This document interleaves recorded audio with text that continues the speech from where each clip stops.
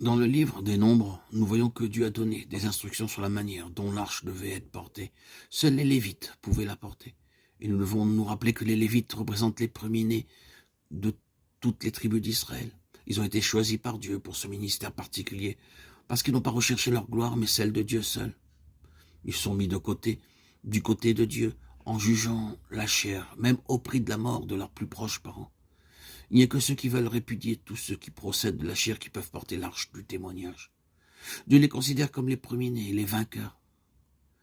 Les Lévites, d'ailleurs, représentaient les premiers-nés de tout Israël. Nombre 14, 44, 2 Corinthiens 4, 10, 12.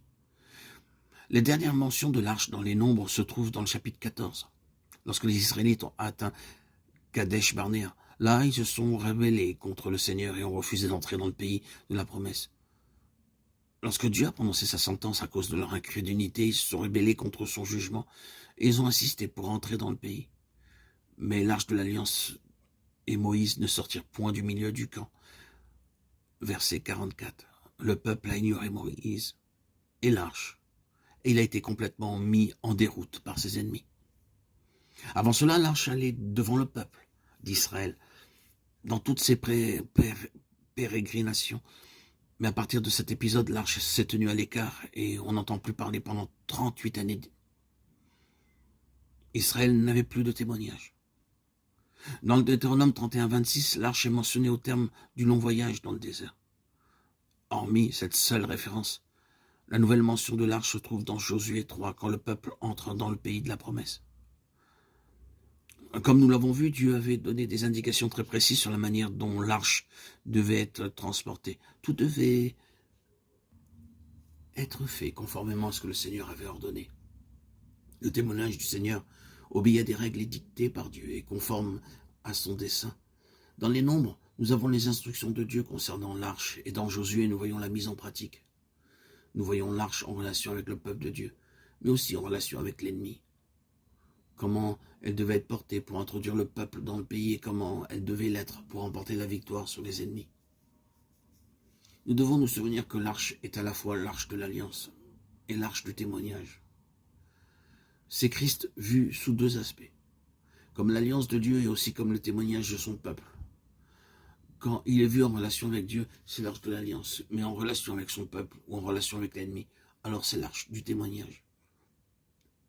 Au terme de leur pérégrination dans le désert, la terre promise se profilait devant le peuple, si proche qu'ils pouvaient la contempler de leurs yeux.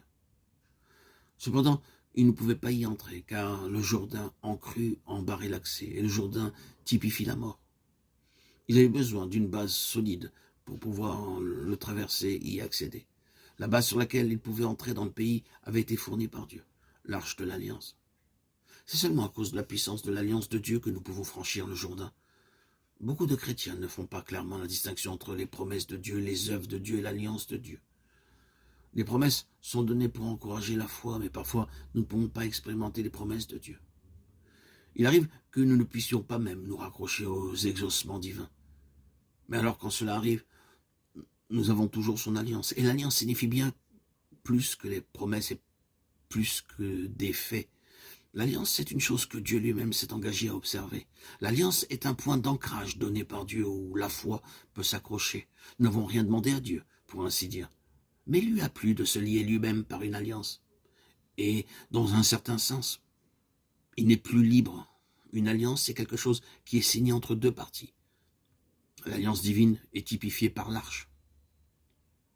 En Christ, les exigences de la loi ont été pleinement satisfaites. Il est cette alliance. Ainsi donc, la foi possède une ancre, une chose où nous pouvons nous accrocher. S'il le désire, il fera ce qui a été convenu dans l'alliance, et même si cela était possible. Et nous le disons avec beaucoup de respect, il devra le faire, car il s'est lié lui-même par son alliance. C'est ce qui fait la valeur de cette alliance, et qui fortifie notre foi.